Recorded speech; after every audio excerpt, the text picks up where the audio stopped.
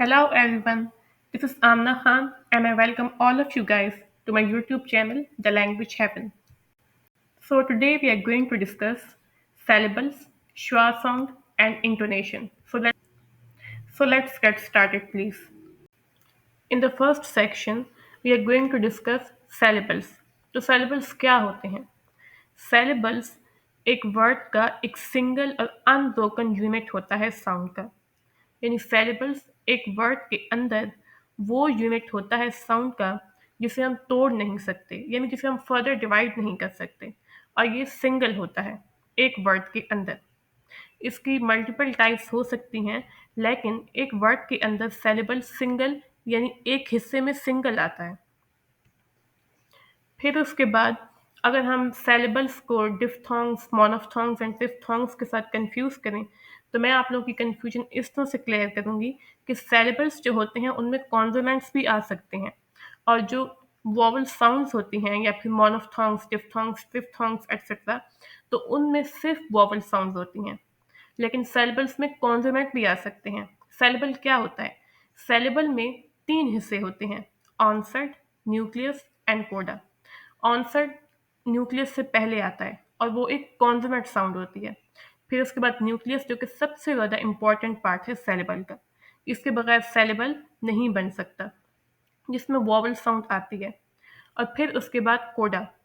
कोडा ऑप्शनल है, वो सेलेबल में आ भी सकता है और नहीं भी आ सकता, जो कि अगेंस्ट वॉवल साउंड के बाद एक कॉन्सोनेंट साउंड होती है। फिर उसके बाद जो वॉवल की प्रोनाउंसिएशन है, आप लोग इसे भी नोट कर लें। कुछ टीचर्स इसे वॉवल और इस तरह से पढ़ा रही होती हैं, और कुछ टीचर्स इसे वॉवल पढ़ रही होती हैं। तो मैं आप लोगों को ये बात बता दूं कि अमेरिकन एंड ब्रिटिश इंग्लिश में इसे वॉवल सॉरी वॉवल पढ़ते होते हैं। इसे वाउल या फिर वॉवल ऐसे नहीं पढ़ते। इसमें लॉन्ग आ की साउंड आ रही होती है, यानी वॉवल। ठीक है, लॉन्ग आ की साउंड, ज्यादा लंबी भी नहीं, यानी एक तरह से एक राउंडेड आ की साउंड, वॉवल। फिर उसके बाद अ, आगे हम लोग देख लेते हैं कि सेलेबल्स की मल्टीपल टाइप्स भी होती हैं। सेलेबल एक भी हो सकता है, सेलेबल टू, थ्री। तो ये सेलेबल्स को हम लोग आगे देख लेते हैं। अब सेलेबल्स की एग्जाम्पल वर्ड्स में हम लोग देख लेते हैं। तो यहाँ पर सेलेबल जो हैं तकरीबन 4 टाइप्स के होते हैं। ठीक है, वन सेलेबल वर्ड्स जिनमें आ जाते हैं स्लीप, माइंड, स्ट्रेंथ। ठीक है, तो अब अगर आप लोग ये जानना चाहते हैं कि एक वर्ड के अंदर कितने सेलेबल्स आते हैं, तो उसकी मैं एक ट्रिक भी आप लोगों को बता देती हूँ। आप लोग अपनी चिन के नीचे ना अपनी 4 फिंगर्स रखें और वर्ड को बोलें। जितनी टाइम आपकी चिन ड्रॉप करती है नीचे, ठीक है, या फिर वो उसमें स्ट्रेस आता है, तो उतने सेलेबल्स एक वर्ड के अंदर आते हैं। Practice this trick for sure. फिर उसके बाद आगे वन सेलेबल में आता है स्लीप। अब आपने नोट किया है, जब मैंने स्लीप बोला है तो मेरी चिन 1 टाइम ड्रॉप कर रही थी। आप खुद भी इसे बोलकर नोट कर सकते हैं। फिर उसके बाद जो माइंड, स्ट्रेंथ की जितने भी सेलेबल्स हैं, इनमें सिर्फ वर्ड्स हैं, इनमें सिर्फ एक सेलेबल आता है। ठीक है, और फिर उसके बाद इसमें पहले ऑनसेट आ रहा है, यानी एस एंड एल। तो ये जो स्ल की साइन है, साउंड है ना यहाँ पर, तो ये सेलेबल का ऑनसेट है। फिर उसके बाद डबल ई की साउंड, जो कि न्यूक्लियस है। फिर उसके बाद पी की साउंड, जो कि है कोडा। ठीक है, तो इस तरह से एक सेलेबल बन गया यहाँ पर। आगे आप लोग मजीद जो एग्जाम्पल्स हैं वो इसकी देख लीजिएगा इस लिहाज से। फिर उसके बाद two syllable words. Two syllable words कैसे? Doctor, doctor. अब आप लोग नोट करें, मेरी चिन 2 दफ़ा ड्रॉप की है, और देखिए यहाँ पर मैंने किस तरह से डिवीजन भी कर रखी है सेरेबल्स की। तो यहाँ पर अब अगर आप देख लें तो डॉग, डॉग में डी ऑनसेट है सेलेबल का, ओ न्यूक्लियस है क्योंकि इसमें वॉवल साउंड आ रही है, एंड सी ये कोडा है। ठीक है, तो इस तरह से एक सेलेबल बन गया। फिर टी ओ आर, ये भी पहले ऑनसेट आ रहा है, फिर न्यूक्लियस और फिर कोडा, तो इस तरह से एक सेलेबल मजीद बन गया, two syllable words. Then market, market ने भी मेरी चिन 2 दफ़ा ड्रॉप की है, और M A R, onset, nucleus, coda. Then kit, onset, nucleus, coda. और इस तरह से 2 सेलेबल्स बन गए एक वर्ड के अंदर। ठीक है, फिर आ जाते हैं थ्री सेलेबल वर्ड्स। अब थ्री सेलेबल वर्ड्स कैसे बनते हैं? रिमेंबर, रिमेंबर, इसमें 3 सिलेबल्स आ रहे हैं। तो ये प्रोनंसिएशन सीखने के लिए इंग्लिश में वर्ड्स की, इसके लिए सिलेबल्स के बारे में जानना बहुत लाजमी होता है। और जो इंग्लिश के स्टूडेंट्स हैं, ठीक है, बेसिक लेवल पर या मिडिल लेवल पर, तो उनके लिए ये सारी इंफॉर्मेशन होना बहुत ज़रूरी है, ठीक है। तो फिर उसके बाद यहाँ पर आर ई, इसमें एक ऑनसेट आ रहा है और एक न्यूक्लियस, तो यहाँ से एक सेलेबल बन गया। देन मैम, इसमें आप देख सकते हैं कितने पार्ट्स हैं सेलेबल के। देन बर, तो इस तरह से 3 सेलेबल वर्ड्स बन जाते हैं, एक 3 सेलेबल वर्ड आ गया। देन ओकेजन, ओकेजन, ठीक है। ओकेजन में आप देख लें पहले सेलेबल में कितने हिस्से आ रहे हैं, दूसरे सेलेबल में, देन थर्ड सेलेबल में। अब आप कहेंगे कि आई ओ तो 2 वोवल साउंड्स बनती हैं, नहीं, ऐसी बात नहीं है, ये दोनों मिलकर एक साउंड बनाते हैं। तो यहाँ पर एक तरह से ये 3 सेलेबल वर्ड आ गया। फिर उसके बाद 4 सेलेबल वर्ड्स भी होते हैं, जिसमें आ जाता है यूनिवर्सिटी, यू नी व सिटी। अब यहाँ पर आप देखें, अच्छा कुछ लोग ने इसे यूनिवर्सिटी कह रहे होते हैं, यूनिवर्सिटी, लेकिन ऐसी बात नहीं, इसे यूनिवर्सिटी कहते हैं, ठीक है। सी, इसमें सी आएगा। तो फिर उसके बाद 4 सेलेबल वर्ड्स में 4, यहाँ पर जो पहला सेलेबल है उसमें सिर्फ न्यूक्लियस आ रहा है।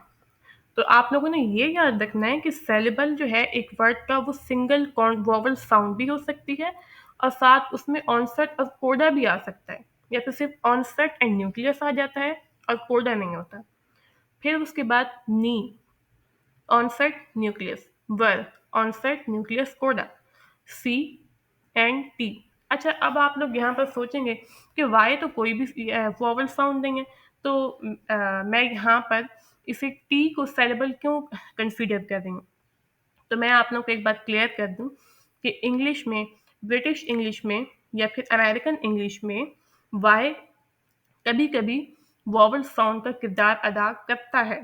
अब देखें ना, यहाँ पर टी आ रहा है, यहाँ पर टी वाई हम नहीं प्रोनाउंस कर रहे हैं, हम लोग टी प्रोनाउंस कर रहे हैं, क्योंकि यहाँ पर लॉन्ग ई की साउंड वाई प्रोड्यूस कर रहा है। तो इस तरह से इसमें पूरे कितने सेलेबल्स आ जाते हैं, 4 सेलेबल्स।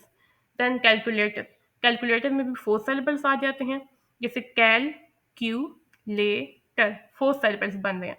तो इस तरह से इसकी भी आप डिवीजन नोट कर लीजिएगा यहाँ पर। अब हम लोग सेलेबल्स की हमने टाइप्स पढ़ ली, लेकिन अब हम सेलेबल्स की डिवीजन देख लेते हैं। तो syllables stressed syllables and unstressed syllables में डिवाइड होते हैं। स्ट्रेस्ड सेलेबल किसे कहते हैं, ये एक वर्ड के अंदर स्ट्रॉन्गर, यानी इस पर एम्फोसिस ज़्यादा होता है, लाउडर, इसे थोड़ा ऊंचा बोलते हैं, and longer saleable in a word, यानी इसे बोलते हुए टाइम ड्यूरेशन ज़्यादा लग जाती है। फिर उसके बाद it carries the main emphasis, यानी सेलेबल्स के अंदर, एक वर्ड के अंदर जो स्ट्रेस्ड सेलेबल होता है ना, उसमें ज़्यादा जोर दिया जाता है और ये मेन एम्फोसिस क्रिएट करता है, और इसके साथ इसे बोलते हुए इंसान की एनर्जी भी ज़्यादा लगती है।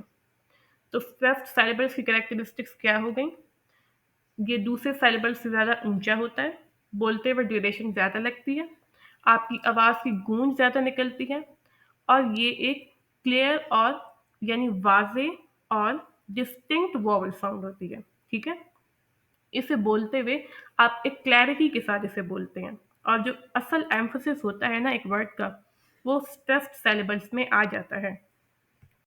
अब हम इसकी कुछ एग्जाम्पल्स देख लेते हैं। तो जो पहली एग्जाम्पल है उसे कुछ लोग फोटोग्राफी प्रोनाउंस कर रहे होते हैं, या फोटोग्राफी इस तरह। तो इसकी राइट प्रोनाउंसिएशन है फोटोग्राफी।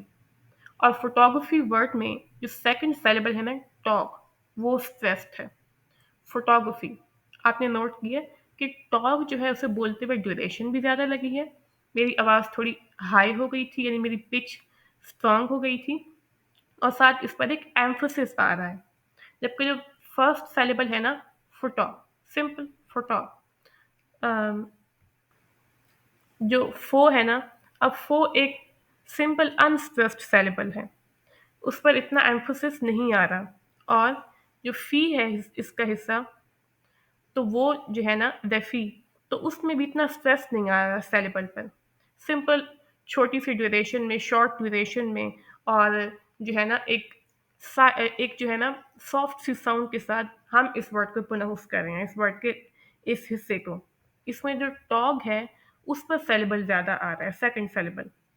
फिर उसके बाद एक और लफ्ज़ है जिसे कुछ लोग डेवलपमेंट प्रोनाउंस कर रहे होते हैं, लेकिन ऐसी बात बिल्कुल नहीं है, इसे डेवलपमेंट प्रोनाउंस करते हैं।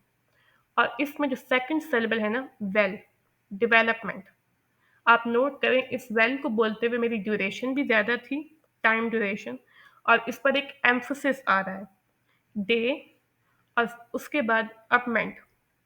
इसे बोलने में ये हम सॉफ्ट साउंड के साथ प्रोनाउंस करें हैं, इसमें ड्यूरेशन भी कम है, हम लोग इतना ज़्यादा एम्फोसिस भी नहीं देते। लेकिन जो वेल है ना, वेल, इसमें बोलते हुए एक स्ट्रेस आ रहा है, एक एम्फोसिस प्रोड्यूस हो रहा है, और इसे बोलते हुए जो साउंड है वेल, वो भी थोड़ी ऊंची है, और उसकी टाइम ड्यूरेशन भी ज़्यादा है।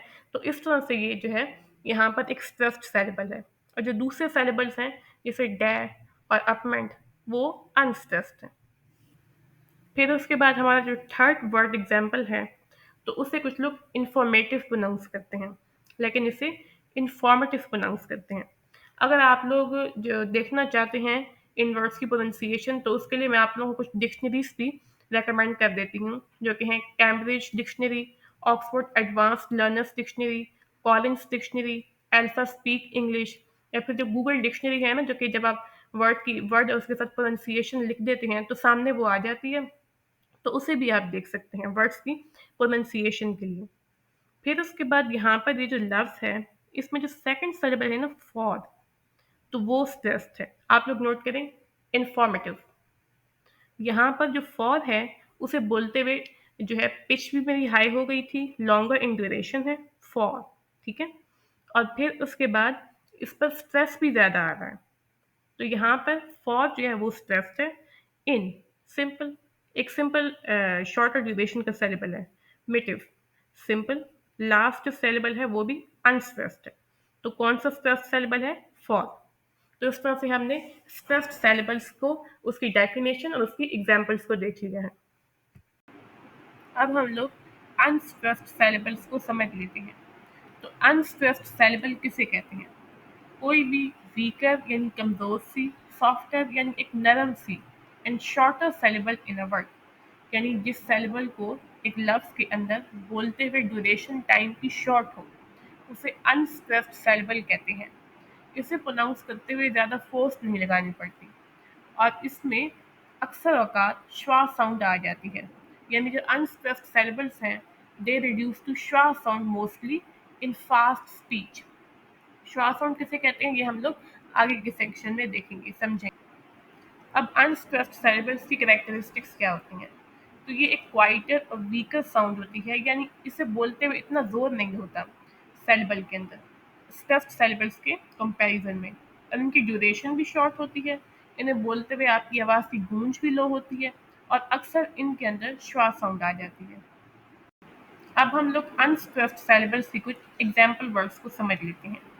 तो जो पहला लफ्ज़ है हमारा वो है कंसीडरेट। इसे अक्सर लोग कंसीडरेट पर प्रोनाउंस कर रहे होते हैं, यानी वो पहले सेलेबल पर जोर दे रहे होते हैं, लेकिन ऐसा नहीं है, इसमें सी पर जोर होता है। कंसीडरेट, कंसीडरेट, ठीक है।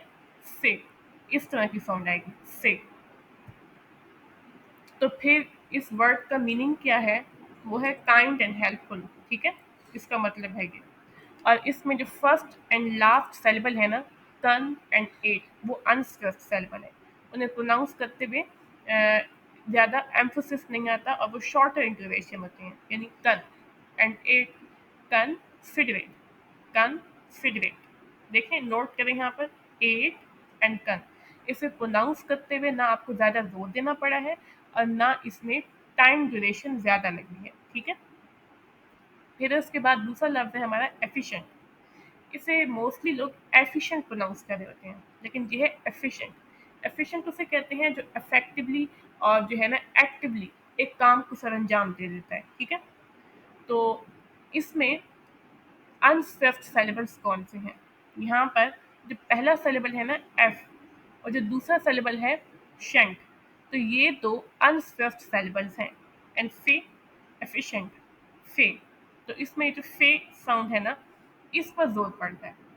और यहाँ पर एफ एंड शेंट जो हैं हम लोग इसे फास्ट स्पीच में या फिर नॉर्मली हम लोग इसे बोलते हुए ज़्यादा एम्फोसिस नहीं देते और जल्दी जल्दी बोल जाते हैं इन हिस्सों को, तो ये अनस्ट्रेस्ड सिलेबल्स है। फिर उसके बाद हमारा तीसरा लफ्ज आता है जो कि है ट्रांसपेरेंसी। इसे मोस्टली लोग ट्रांसपेरेंसी प्रोनाउंस कर रहे होते हैं, यानी किसी भी चीज़ की क्लैरिटी या किसी थिंग, जैसे एक ग्लास है वो ट्रांसपेरेंट है, उसकी ट्रांसपेरेंसी है, तो इसे ट्रांसपेरेंसी प्रोनाउंस करते हैं, इसे ट्रांसपेरेंसी प्रोनाउंस नहीं करते। तो फिर उसके बाद यहाँ पर जो पहला सेलेबल है ट्रांस एंड सी, जो दूसरा सेलेबल है ये अनस्ट्रेस्ड सेलेबल्स हैं, ठीक है।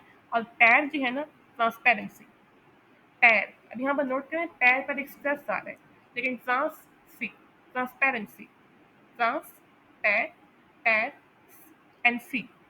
तो यहाँ पर जो सी और जो ट्रांस के जो सेलेबल्स हैं तो वो अनस्ट्रेस्ड सेलेबल्स हैं, उन पर इतना एम्फोसिस नहीं दिया जा रहा और वो जल्दी जल्दी हम लोग बोल देते हैं, स्पेशली फास्ट स्पीच में तो श्वास साउंड की तरफ रिड्यूस कर जाती हैं, यानी इसमें एक न्यूट्रल साउंड आती है, ना बहुत ज़्यादा ना बहुत तेज, बस सिंपल जल्दी से प्रोनाउंस कर देते हैं। देन हमारी फोर्थ एग्जाम्पल है कॉम्प्रिहेंड। कुछ लोग इसे कम्प्रीहेंड या कॉम्प्रीहेंड प्रोनाउंस करते हैं, लेकिन इसे कॉम्प्रिहेंड प्रोनाउंस करते हैं। और यहाँ पर इसका मतलब है समझना, किसी भी चीज़ को समझना। तो इसमें जो पहले दो सेलेबल्स हैं ना, कॉम एंड ट्रे, तो ये अनस्ट्रेस्ड सेलेबल्स हैं और हैंड एक स्ट्रेस्ड सेलेबल है। आप नोट करें कि हैंड बोलते हुए कैसे मेरी ड्यूरेशन लॉन्ग हो जाती है और मेरी जो पिच है वो भी स्ट्रांग हो जाती है। तो कॉम से सिंपल, ये दो शॉर्टर सेलेबल्स हैं, यानी इन्हें बोलते हुए टाइम ड्यूरेशन शॉर्ट हो जाती है, ना इतना एम्फोसिस आ रहा है, तो ये दो अनस्ट्रेस्ड सेलेबल्स हैं, ठीक है। फिर उसके बाद हमारी फिफ्थ एग्जाम्पल है जिसे प्रोनाउंस करते हैं रिमार्केबल। इसे कुछ लोग रिमार्केबल प्रोनाउंस कर रहे होते हैं, लेकिन इसे रिमार्केबल प्रोनाउंस करते हैं। इसका मतलब है स्टनिंग, शानदार, सरप्राइजिंगली ग्रेट। फिर उसके बाद इसमें जो फर्स्ट और थर्ड सेलेबल है ना, वी एंड अ, ये अनस्ट्रेस्ड सेलेबल हैं। वे, सॉरी ये है वे, तो ये जो वे और जो आ साउंड है ये अनस्ट्रेस्ड सेलेबल्स में आ जाती है, ठीक है। और फिर उसके बाद जो बाकी के सेलेबल्स हैं वो स्ट्रेस्ड सेलेबल्स हैं यहाँ पर। फिर उसके बाद हमारी सिक्स्थ एग्जाम्पल है कंटिन्यूअस। इसे लोग प्रोनाउंस करते हैं कंटिन्यूअस, लेकिन इसे कंटिन्यूअस प्रोनाउंस करते हैं।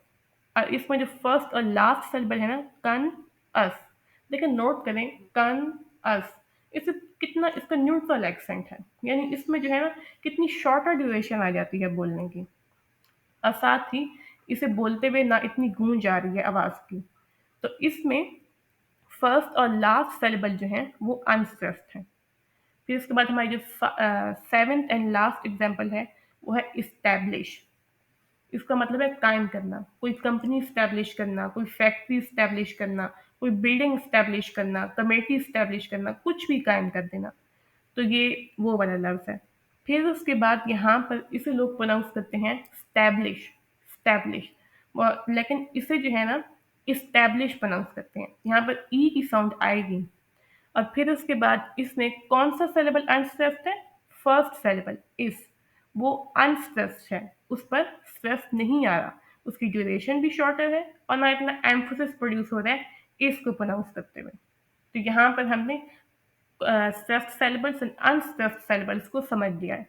स्ट्रेस्ड सेलेबल्स और अनस्ट्रेस्ड सेलेबल्स में क्या फ़र्क है, ये इनमें टाइम ड्यूरेशन, बोलने की गूंज और साथ ही एम्फोसिस कितना आ रहा है उसका फ़र्क है। और अनस्ट्रेस्ड सेलेबल्स मैंने आपको पहले बताया है कि वो श्वास साउंड को जस्ट रिड्यूस कर जाते हैं, या उनमें अक्सर औकात एक श्वास साउंड ज़रूर आती है। तो हमने अब तक 3 सेक्शंस कंप्लीट कर लिए हैं। फिर उसके बाद आगे हम लोग इंटोनेशन को श्वास साउंड को समझेंगे। तो यहाँ पर अब हम लोग श्वास साउंड को समझ लेते हैं। अब यहाँ पर इसके साथ इसकी सैम्बल भी देख रहे हैं कि किस सैम्बल के साथ रिप्रेजेंट किया जाता है इस साउंड को। फिर उसके बाद श्वा जो है ना, ये वॉवल साउंड इंग्लिश के अंदर, इंग्लिश के जो वॉवल साउंड्स हैं उनमें मोस्ट कॉमन साउंड है ये, और साथ ये अनस्ट्रेस्ड सेलेबल्स में आती है। ये बात आपने याद रखनी है कि स्ट्रेस्ड सेलेबल्स में नहीं आती, अनस्ट्रेस्ड सेलेबल्स में श्वा साउंड आती है। और ये एक रिलैक्स्ड न्यूट्रल वॉवल साउंड है, ठीक है। इसमें ना टाइम बहुत ज़्यादा लगता है ना बहुत कम टाइम लगता है। और फास्ट स्पीच में शॉर्ट साउंड प्रोड्यूस हो जाती है। जब आप जल्दी-जल्दी बोलते हैं ना, तो वो जो है ना एक साउंड प्रोड्यूस होती है, लेकिन ना वो बहुत लंबी साउंड होती है, ना बहुत शॉर्ट साउंड होती है। और एक रिलैक्स्ड साउंड है, यानी कि इतना ज़्यादा एम्फोसिस नहीं आ रहा। एक बस सिंपल वे में सिंपली आप एक साउंड को प्रोड्यूस कर लेते हैं। और ये सॉफ्ट आ साउंड है, सॉफ्ट आ साउंड, ठीक है? आ भी नहीं, ना ए, बल्कि एक सॉफ्ट आ साउंड प्रोड्यूस होती है। और कोई भी वोवल लेटर जो है अपने स्पेलिंग्स के अंदर, ठीक है, कोई भी वोवल लेटर अपने वर्ड की स्पेलिंग्स के अंदर श्वा साउंड को प्रोड्यूस कर सकता है। बहुत सारी वर्ड की एग्जांपल्स हैं जिनमें श्वा साउंड आती है, और आगे हम लोग इन वर्ड एग्जांपल्स को देखेंगे। अब श्वा साउंड की यहाँ पर हमारी पहली जो एग्जांपल है उसे एनालिसिस प्रोनाउंस करते हैं। मोस्टली लोग, इवन जो एमफिल के स्टूडेंट्स हैं, वो भी इसे एनालिसिस प्रोनाउंस कर रहे होते हैं, लेकिन ऐसी बात बिल्कुल नहीं है। इसका बहुत ही बुरा इंप्रेशन जाता है। ऐसे एनालिसिस प्रोनाउंस करते हैं। इसका मतलब आप लोग जानते होंगे, तज्जिया करना, कंपोनेंट्स में ब्रेक डाउन करना किसी भी सिचुएशन या किसी भी आइडिया को। फिर उसके बाद यहाँ पर अगर मैं आप लोग को साइड इन्फॉर्मेशन कुछ दे दूँ, तो इसका जो प्लूरल है ना, जिसमें एस ई एस आता है एंड पर, तो उसे एनालिसिस प्रोनाउंस करते हैं। एनालिसिस, लोग इसे एनालिसिस और पत्नी क्या क्या प्रोनाउंस करते हैं प्लूरल को, लेकिन जी मैंने आपको बता दिया। फिर उसके बाद श्वाव साउंड की एग्जाम्पल इस वर्ड के अंदर कौन सी होगी? जो पहली साउंड है ना, जो फर्स्ट सेलेबल है तो it is pronounced as schwa sound. फिर उसके बाद दूसरा जो लफ्ज है वो है ओपोनेंट। Opponent, opponent. तो अपोनेंट वर्ड, कुछ लोग इसे ओपोनेंट प्रोनाउंस कर रहे होते हैं, लेकिन नहीं, इसे अपोनेंट प्रोनाउंस करते हैं, ठीक है? जिसका मतलब है दुश्मन। तो यहाँ पर पहला सेलेबल ओ जो है वो श्वाव साउंड के तौर पर रिप्रेजेंट किया जा सकता है, जिसे हम प्रोनाउंस करें आ साउंड के तौर पर प्रोनाउंस करें। फिर उसके बाद हमारा तीसरा लफ्ज है वो है एग्जीक्यूटिव। एग्जीक्यूटिव का मतलब है एक पावरफुल पर्सन जो किसी ऑर्गेनाइजेशन, कंपनी या गवर्नमेंट एजेंसीज को वो जो है संभाल रहा हो, एक उसका मैनेजर हो, ठीक है? और यानी he makes plans to run things smoothly, ठीक है? तो यहाँ पर इसमें जो साउंड है, की साउंड है, वो यू के साथ रिप्रेजेंट होती है। जो थर्ड सेलेबल है ना यहाँ पर यू, थर्ड सेलेबल जो यू है उसकी साउंड प्रोड्यूस होती है आ sound, and it is pronounced as schwa. जिसमें अब दोबारा इस वर्ड को प्रोनाउंस करती हूँ और आप यहाँ से आ साउंड को पिक कीजिएगा। एग्जीक्यूटिव, एग्जीक्यूटिव, ठीक है? तो यहाँ पर हमने श्वा साउंड को भी समझ लिया। उसके बाद हमारा जो लास्ट सेक्शन है उसे वो है इंटोनेशन का। इंटोनेशन में आप लोगों को पिछली वीडियोस में भी बता चुकी हूँ कि इसे स्पीच के अंदर rise and fall of pitch को कहते हैं। इन बोलते हुए ना आपकी जो आवाज़ है उसका उतार चढ़ाव, ठीक है, गूंज के अंदर, उसे इंटोनेशन कहते हैं। जो आपकी आवाज़ के उतार चढ़ाव से ना डिफरेंट मीनिंग्स कन्वे हो सकते हैं, आपके मैसेज के डिफरेंट इमोशंस कन्वे होते हैं, और ग्रामेटिकल स्ट्रक्चर्स जो हैं वो भी डिफरेंटली कन्वे होते हैं। और इंटोनेशन को मास्टर करना बहुत इम्पॉर्टेंट है, ठीक है? इंटोनेशन पैटर्न्स को समझना और उसके अकॉर्डिंग बोलना इफेक्टिव कम्युनिकेशन के लिए बहुत इंपॉर्टेंट है। अब यहाँ पर मैं आपको कुछ साइड इन्फॉर्मेशन दे दूँ, तो वहाँ से कुछ लोग होते हैं जो कन्फ्यूज़्ड होते हैं, या फिर कुछ लोग जो लेस कॉन्फिडेंट होते हैं ना, तो वो बोलते हुए उनकी आवाज़ का उतार-चढ़ाव अनक्लियर होता है, और उसकी वजह से उनका मैसेज गलत चला जाता है। और जो लोग कॉन्फिडेंट होते हैं, जो कि जिनकी पर्सनैलिटी स्ट्रॉन्ग होती हैं और उन्होंने इंटोनेशन के पैटर्न्स को समझा हुआ होता है, तो वो बहुत अच्छी तरह से कम्युनिकेट कर लेते हैं। तो सबसे पहले हम लोग राइटिंग इंटोनेशन के पैटर्न्स को समझ लेते हैं, जो कि अक्सर येस और नो के क्वेश्चंस में आते हैं। मिसाल के तौर पर, are you attending the seminar, और are you attending the seminar, are you attending the seminar. इसमें जो आखिरी हिस्सा है ना, ठीक है ना, वहाँ पर पिच राइज कर रही है क्वेश्चन में, क्वेश्चन के आखिरी हिस्से पर, जो कि क्वेश्चन को इंडिकेट करती है। अगर मैं कहूँ are you attending the seminar, देखिए मेरा कितना न्यूट्रल एक्सेंट था, और कुछ भी नहीं पता चलता कि मैं सवाल पूछ रही हूँ या फिर मैं सिंपल उसे स्टेट कर रही हूँ सेंटेंस को। तो फिर उसके बाद अगर जवाब आता है यस, या फिर मैं जवाब दूँ नो, तो यहाँ पे मैंने एक कॉन्फिडेंट होकर, आप नोट करें कि मैंने एक कॉन्फिडेंस के साथ अपना मैसेज दिया है कि no I am not attending the seminar, या फिर yes I am attending the seminar. तो यहाँ पर मेरी कम्युनिकेशन क्लियर हो गई, ठीक है? मैंने आवाज़ के उतार-चढ़ाव को समझा हुआ है और मैं कॉन्फिडेंट और क्लियर होकर अपना जवाब देती हूँ, तो इसे राइजिंग इंटोनेशन के पैटर्न को कहते हैं। उसके बाद हम लोग इंटोनेशन का सेकंड एस्पेक्ट देख लेते हैं, जो कि है फॉलिंग इंटोनेशन, आवाज़ का चढ़ाव, जिसमें आपकी पिच जो है वो लोअर हो जाती है, जो कि डिक्लेरेटिव सेंटेंसेस में कॉमन है। कुछ लोग ना इस वर्ड को डिक्लेरेटिव प्रोनाउंस करते हैं, लेकिन ये है डिक्लेरेटिव, ठीक है? तो फिर ये जो डिक्लेरेटिव सेंटेंसेस हैं, यानी ऐसे सेंटेंसेस जिसमें आप लोग कुछ रिवील कर रहे होते हैं, कोई एक स्टेटमेंट दे रहे होते हैं, एक बयान दे रहे होते हैं, तो वो डिक्लेरेटिव सेंटेंसेस होते हैं और ये उसमें कॉमन होती हैं फॉलोइंग इंटोनेशन। और डब्ल्यू एच क्वेश्चंस में भी ये कॉमन होते हैं। अब डब्ल्यू एच क्वेश्चंस कौन से हैं? यानी कोई भी ऐसा सवाल जिनके स्टार्ट में जो लफ्ज़ आ रहा है, तो उसके स्टार्ट में डब्ल्यू एच जो है वो हिस्सा आता है, जैसे व्हेन, वेयर, विच। तो इस तरह के सेंटेंसेस जो हैं, इस तरह के जो वर्ड्स हैं, तो वो जिस सेंटेंस में आते हैं तो उन्हें हम कहते हैं डब्ल्यू-एच क्वेश्चंस। फिर उसके बाद एग्जाम्पल्स। पहली एग्जाम्पल है शी कंप्लीटेड द प्रोजेक्ट। जैसे मैं कह रही हूँ शी कंप्लीटेड द प्रोजेक्ट। अब नोट करें जो आखिरी हिस्सा था ना सेंटेंस का, उसमें पिच फॉल कर जाती है और ये एक स्टेटमेंट को इंडिकेट करता है। जैसे मैं कहूँ इस तरह से मैं कहूँ ना शी कंप्लीटेड द प्रोजेक्ट, या मैं कहूँ शी कंप्लीटेड द प्रोजेक्ट, इस तरह से कहूँ ना। अब नोट करें ना, यहाँ पर मैं कंफ्यूज थी, मैं अनक्लियर थी। इससे ना इंसान जो सुनने वाला जो होता है ना, रिसीवर ऑफ द मैसेज होता है, वो भी कंफ्यूज हो जाता है कि आप मैसेज दे रही हैं, आप एक स्टेटमेंट कर रही हैं, या फिर आप सवाल पूछ रही हैं। तो इस इंटोनेशन के पैटर्न्स को समझना लाजमी होता है, इससे आपकी पर्सनैलिटी में एक निखार आ जाएगा। ऐसी छोटी छोटी चीज़ें इंपॉर्टेंट होती हैं अफेक्टिव कम्युनिकेशन के लिए। फिर उसके बाद यहाँ पर एक और है डब्ल्यू एच क्वेश्चन है, जो कि है where is the conference room. अब यहाँ पर पिच जो है एट द एंड फॉल कर रही है। मैं कह रही हूँ where is the conference room, तो यहाँ पर ये डब्ल्यू एच क्वेश्चन को इंडिकेट कर रही है, क्योंकि मैं अनक्लियर हूँ, मुझे समझ नहीं आ रही कि कॉन्फ्रेंस रूम कहाँ पर है, या मैं कंफ्यूज हूँ। तो यहाँ पर इसी वजह से जो आखिरी हिस्सा है ना, डब्ल्यू एच क्वेश्चन का जो आखिरी हिस्सा है, डब्ल्यू एच क्वेश्चन की जो स्टेटमेंट जो सेंटेंसेस हैं, उनके आखिरी हिस्से पर पिच फॉल कर जाती है और इससे पता चलता है कि मैं क्वेश्चन कर रही हूँ, यानी मैं कंफ्यूज हूँ, मैं अनक्लियर हूँ। और ये भी अफेक्टिव कम्युनिकेशन का हिस्सा है, यानी आपका मैसेज इफेक्टिवली क्लियरली दूसरे इंसान तक जा रहा है कि आप बेसिकली एक जो है ना लोकेशन के बारे में आप कंफ्यूज हैं। तो यहाँ पर फॉलोइंग इंटोनेशन ऐसे सेंटेंसेस में आ जाती है। फिर हमारी इंटोनेशन का तीसरा सेगमेंट आ जाता है, जो कि है फॉल राइज इंटोनेशन, जो कि अनसर्टेनिटी को या पोलाइट रिक्वेस्ट को इंडिकेट करता है। यानी आप अनसर्टेन हैं अपने मैसेज के बारे में, आप अनसर्टेन हैं कि आप क्या चाहते हैं, ठीक है?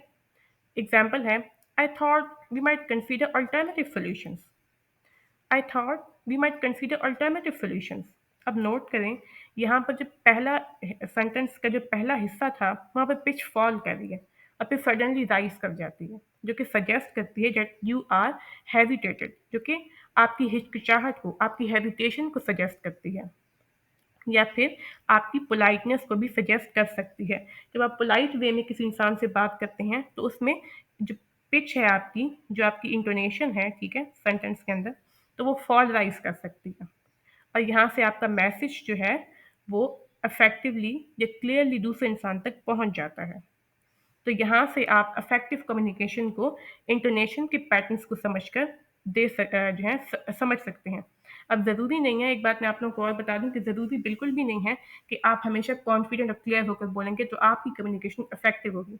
इफेक्टिव कम्युनिकेशन का मतलब क्या है? इसका मतलब है कि आपका मैसेज प्रॉपरली बहुत अच्छे तरीके से दूसरे इंसान तक पहुँच जाए, कि आप कन्फ्यूज़्ड हैं, आप अनसर्टेन हैं, ठीक है? या आप हेजिटेशन शो कर रहे हैं, आप पोलाइट हैं, या फिर आपको एक चीज़ के बारे में नहीं पता। तो ये अगर आप मैसेज आपका इंटोनेशन के पैटर्न्स को समझकर अच्छी तरीके से पहुँचा देते हैं, तो उसका मतलब होता है effective communication. Confidence and clarity, these are the other aspects of the story. These are different things. So here the last video of my English pronunciation guide video series ends, and I've also given the links of my previous videos in the description box. Thank you so much guys to watch my video and subscribe my channel.